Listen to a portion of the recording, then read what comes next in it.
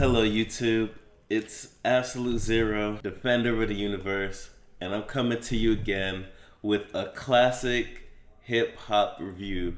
Here with me today is a very special guest, Dynasty Music Entertainment's very own Black Tarzan. Black Tarzan, how you feeling today?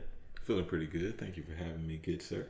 Yeah, I'll be putting some music in the description so you can, get yourself acquainted with Black Tarzan if you're not already acquainted.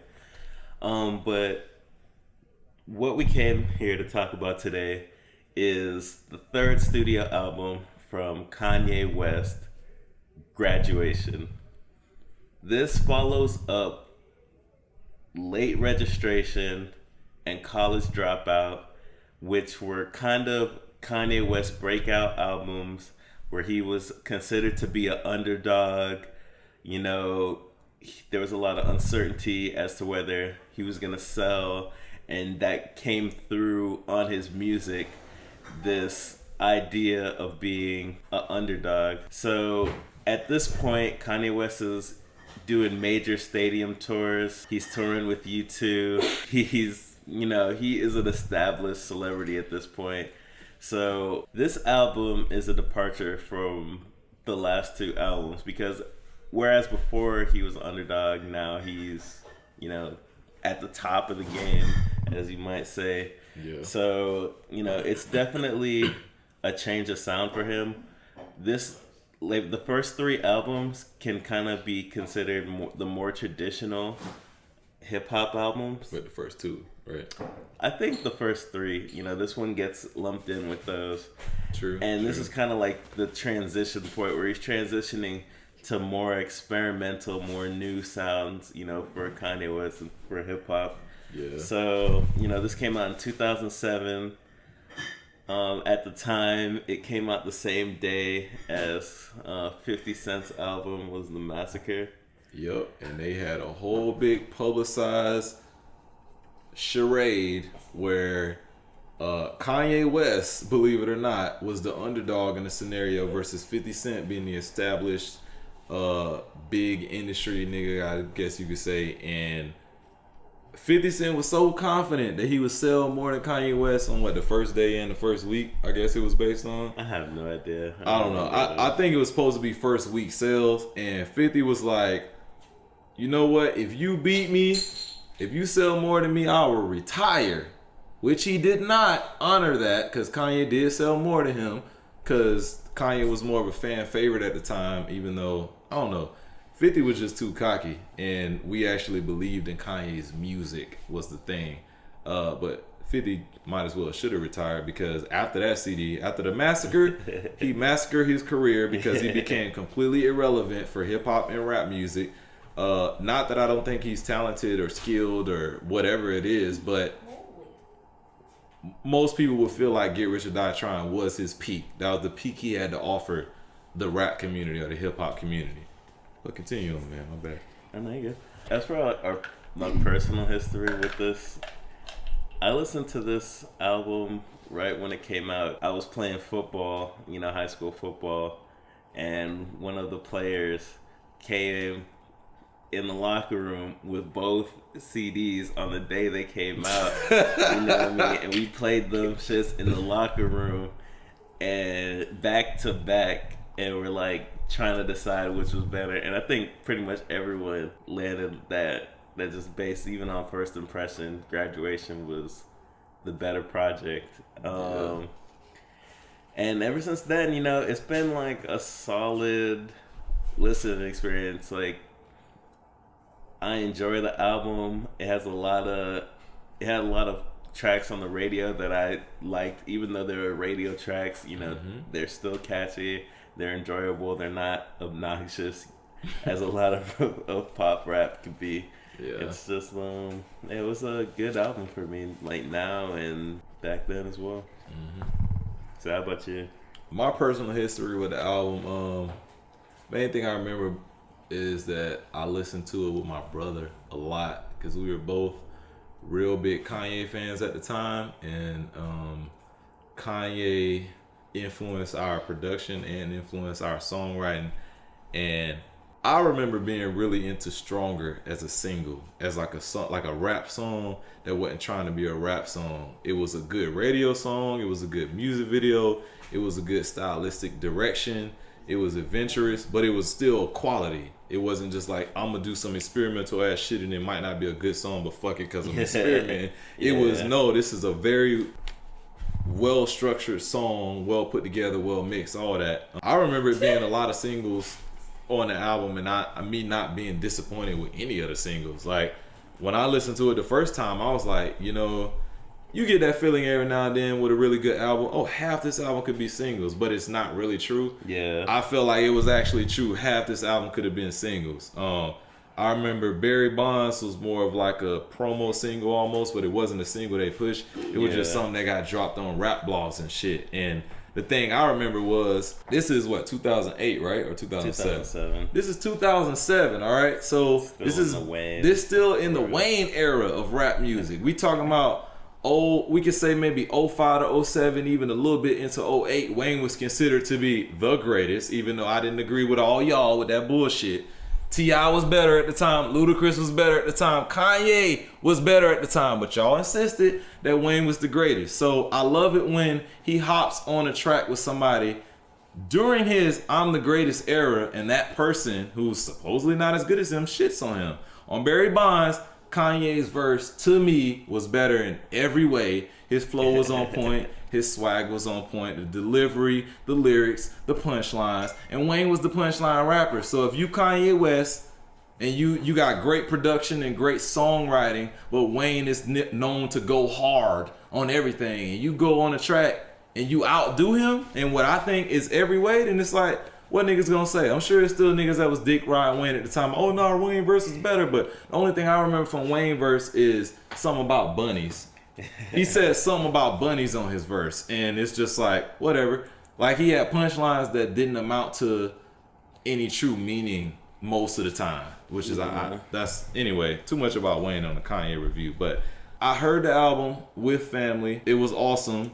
But the thing I remember too is that even though I felt like College Dropout and Late Registration were amazing projects, they were like two of my favorite hip hop albums in history at the point of hearing them, and they still are. Graduation was so tight for me. Like, Late Registration, I loved it. It's so much classic material on that I'll go back and use and play and everything, but it was a little big for me. Yeah. There's stuff that I will skip just because I don't feel like hearing all that at that time, but it's still all wonderful material. But Graduation was that one that was just like, he condensed it to be small enough that I can listen to it all in one listen and the next listen and listen after that and not really feel the need to skip a lot of shit. Yeah, I feel like that's one of the biggest changes.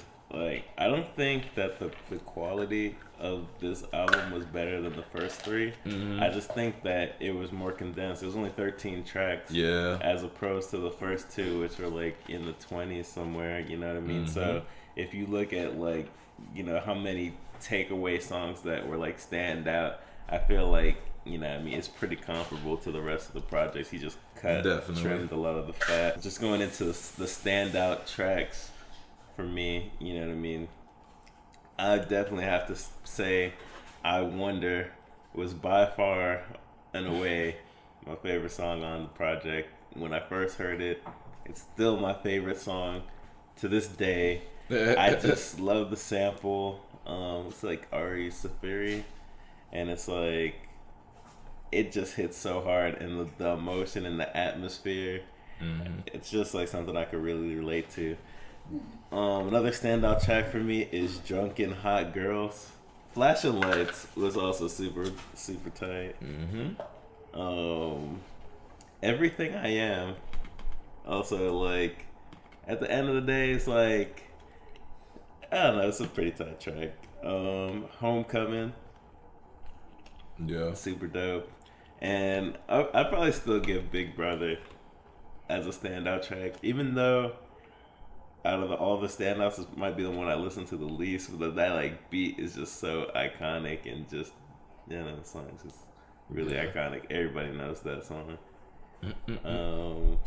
Yeah, how about you? What was your standout tracks? I'm gonna start with the singles because I'd be inclined to overlook the singles when I'm talking about standout, but the singles are standout in and of themselves. So, Stronger, I already talked about it.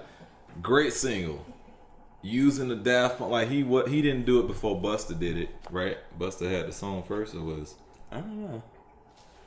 That's an interesting hip hop timeline. I think Busta used the sample.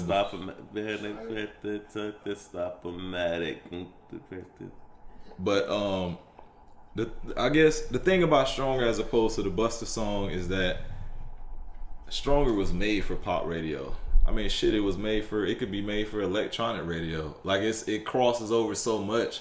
Like if you truly like hip hop, you might not like electronic music. I don't know. I cross over into all of them, but you can't deny how good of a hip hop song this is, though. Like, it has the pop feel to it. It has the electronic feel to it. It can be EDM and be rap at the same time and not be disingenuous to either side. So I really like that. Good Life. A lot of people don't like T-Pain, but that was a really good song. I didn't have no problems with that song. I felt where he was coming from. Like, who doesn't want that type of life? To buy what you want, go where you want, when you want, and be making good music like this that you actually enjoy. Can't tell me nothing. I remember when I first heard that song, I was wondering. I figured it was a Jeezy sample, but I was almost wondering, did he bring Jeezy in the studio to like co-sign this song being a good song? Yeah. Like I wondered, because it came off so clean. Like it's funny. I never thought of anybody sampling Jeezy until he did it. But he did it in a way that I don't think if a trap producer sampled Jeezy, it wouldn't sound like that. It'd be like a rehash of a Jeezy song. This is Kanye bringing Jeezy into his sound and Kanye trying to be trap at the same time, and it worked out very nicely. I think. Oh yeah, Big Brother definitely, or no, excuse me, not Big Brother. Homecoming ended up being a single. Good choice. They filmed Chicago for it. I feel like. So, are you saying that all the singles are standout tracks on the album? They're not the standout tracks really, but the singles are all so good that I have to mention them anyway. Like Homecoming was a later single, but I mean that's like, who the fuck was doing songs with the lead singer of Coldplay? Who the fuck? Kanye was. And is it a good song? Would the Coldplay fans like it and the Kanye fans like it? I feel like that would be the case because it's a clean song. Flashing Lights I think was probably the very last single, which Flashing Lights would be the song on here out of all of them. Flashing Lights or Champion, I would probably be like, this song should be a single, and it'd be the type of song that would never become a single. But Flashing Lights did become a single. He filmed that weird ass slow motion video with some model chick that was interesting, but I never really understood it. Didn't try to, but it was still a good song. And shout out to Twerk, TWRK, for bringing that song back and making a Twerk remix of it, because I DJ that shit now. Outside of the singles though, Good Morning is like probably my favorite song to start off a hip hop CD or a rap CD that's not just like a really short song or a skit or something like that, something gimmicky. Like, I guess it is kind of gimmicky because you start off the album saying good morning, but it's a good song though. I like the vibe on the song. I like the fact that there's not a real snare on the song. It's just this other sound that fills up space. It just feels good to me. Champion, I like Good Morning and Champion and Stronger, and I like, come on, man. The fucking sequence, I gotta mention that the sequencing on this album is fucking killer. That's probably why I think it's the best Kanye album in my personal opinion, but it's my favorite. Like, it's not necessarily the best. It's arguable for College Dropout or Late Registration. They're both wonderful projects, but the sequencing on this and the way he made it so that all the songs were structured in a way that you could pretty much put them on pop radio. Like, good hooks, good verses. Like, it was all, it all had a very clean feel to me. The other non-single songs that I felt like could have been like Barry Bonds is a great song. Once again, Lil Wayne got murked on a track when he was supposed to be the best at the time in the game. Whatever. Drunken Hot Girls. Mos Def. Shout out to Mos Def on that feature, nigga. Shit. That's a real, like, Drunken Hot Girls is one of them songs that, like, it's very easy for me to not be in the mood to hear that song, but at the same time, it's so adventurous for Kanye to do a song like that because he's not really a singer. No offense, Kanye, but you're not really a singer. But that song is from the heart, even though it's about drunken hot bitches. But I was in college when this shit came out. I hadn't. That shit was hilarious. It was fucking hilarious. I hadn't graduated yet. It was so honest about drunk bitches and hot bitches. Like, hats off to you, nigga. Hats off. Everything I Am is one of my favorites. The Glory is also one of my favorites. Homecoming and Big Brother are also great songs. But I think one thing I have to mention, it's a 15 song album, right? Or is it shorter than that? 13. 13, okay. I typically skip 3 songs, and I'll restate, I like every song on this album. There's not really, in my opinion, songs on here aren't really skippable for me, because this was the album and I'm like, damn, when it was over, I put that shit on repeat immediately. That first time, I probably listened to it 3 times in a row, just because it was like, it was short enough that you could do that, and I didn't feel like anything was bad on it. But when I play it, I almost always skip Everything I Am, Homecoming, and Big Brother. Everything I Am is the one I like the most out of ones that I skip, but the energy level drops so much that it, depending on what mood I'm in, I don't want to go through that emotion that song is offering. And then Homecoming and Big Brother, they're also kind of slow, methodical kind of songs, and I would have to be in that mood to listen to them. So typically, I go through the album, skip over everything, go to the Glory, and run that bitch back to Good Morning or back to Champion. And that's how I typically listen to the album. Champion is a song that I really like. That's one of those non-single singles that I really, really was like, he gonna drop this. He gonna drop this. Such a good song. I think in the end, I'm glad you did it, because I didn't have to hear it as much as I heard some of your other singles, and it still has that replay value that some of the other ones wouldn't. Like Stronger, great song. That shit was like number 2 on the Hot 100, if not a number 1. So I've heard that enough for a lifetime, but I'll listen to it again. It's just that it's not a priority when I listen to the album, because I could turn around and listen to that shit in a couple seconds. Yeah. You know what I'm saying? Like, yeah. Well, you answered the next section too, so I'm just gonna go ahead and tell you my least favorite tracks on the album. And the only track I probably skip like that is Barry Bonds. Yeah. And I just never really fuck with that track like that. But yeah. So what do you think the legacy of the album is? I'll mention Barry Bonds real quick. As much as I like Barry Bonds and as much as I like the beat, I have a tendency to maybe skip that one too, just because for me, the importance of that song is Kanye proving that Lil Wayne is not a better MC than me. So he proved that to me. He ain't gotta show me that again. I don't have to hear the song again to know that. It's just if I want to hear, if I feel like justifying my thought process that there are plenty of niggas that are better than Lil Wayne, I'll listen to that song. Yeah. But in general, it doesn't. It don't resonate as hard as the rest of these records, really, because I feel like it was more of a. I mean, they saying here's another hit, Barry Bonds. They only did the song for punchlines, and I think in Wayne's mind, Wayne featured on it to be like, hey, I'm gonna hop on the Kanye song and show y'all I'm the best. And Kanye chose Wayne because he was like, Wayne gonna hop on his song and try to show y'all that he the best, but I'm gonna show y'all I'm actually the best. That's what I think the legacy of that song is. For me, I guess this is that moment when, like he was saying earlier, Kanye is getting adventurous. Kanye is pulling more stuff down from the musical atmosphere to be featured in hip hop. And he's going a little bit wider with the production sound or with production style. Cause the first 2 albums were really soulful, soul sample, hip hop based type of projects.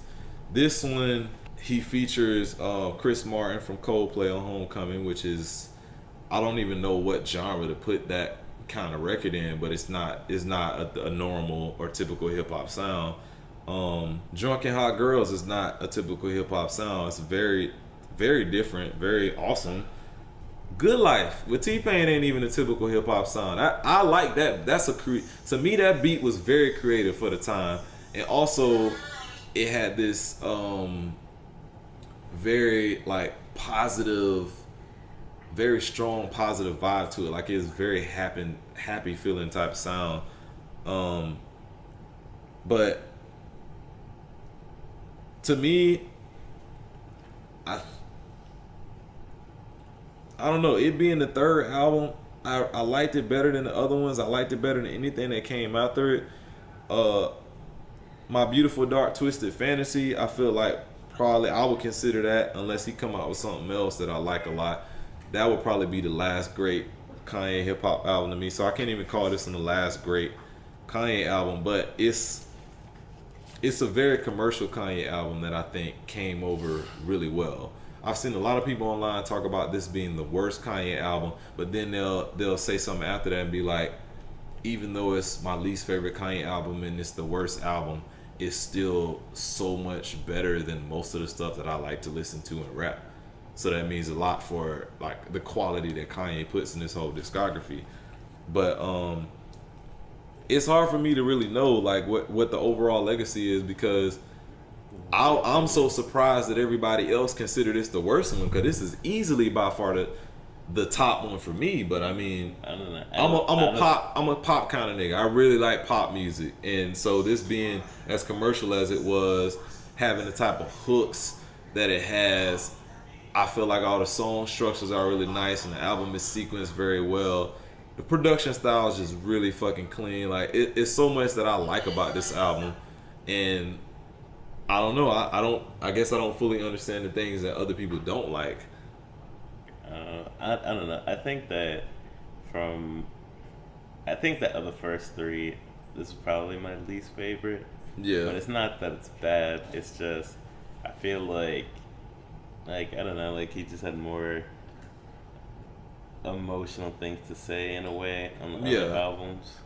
But it's still a good album, and I think that with the differences in production, I think that it laid the groundwork for a lot of artists, because it was kind of like this big release that featured like this atmospheric production style, right? And so you can trace this production style into things like, cloud rap, right? So, you might not have cloud rap as in the way that it is now if you don't have, Kanye West do this album like this. It leads into things he does.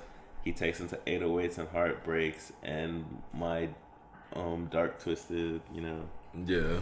You could also make the argument that this leads into artists like Big Sean, you know what I mean? Like this sound influences the type of music he releases. And Big Cudi. Sean and Kid Cudi, they influence Drake directly, right? And so then Drake, you could draw the parallels from this album and its influence to artists like that.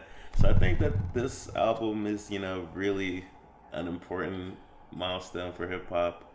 And I guess the last thing I'll leave you with is why you should check out this album. If you have not checked out this album and you like hip hop, you're doing yourself a disservice, because you need to listen to the entire Kanye West discography. You really do. Like Kanye is one of them niggas you gotta try to listen to the whole damn collection, because I mean he keeps a consistent quality level for the most part, and it's hard to say that about a lot of niggas. The sound is worth it. Like, I guess now hearing what you had to say, I think the lasting legacy for me is going to be the sound and the sequencing, because I didn't think about that. The atmospheric production, like I feel like I Wonder is one of the most atmospheric records. Flashing Lights is very atmospheric. Homecoming is atmospheric. Big Brother is atmospheric. Yeah. If that type of sound is what caught on in hip hop as a result of Kanye, then you really should go back. I think it might be his best sequence CD, and the reason why I like it the most is because I like this sound more than any of the other sounds he's put forth in his other albums. Yeah. Like, I think you're right that he had deeper material to offer on the first two CDs, because one thing that'll never leave me, Family Business on the first CD, to end the first CD around there, like, just, I mean, damn, like I tried for the longest time in high school to write a song talking about my family in such a way that it would resonate with other people, and Kanye did it on that song, and the production is just raw. Like the sound of it is really raw, but you can't deny where he coming from because it's just real. And I feel like he might have went a little bit deeper on the first 2 CDs, but he had pressure in a way on this CD because he's already a hip hop A-lister by the time this CD comes out.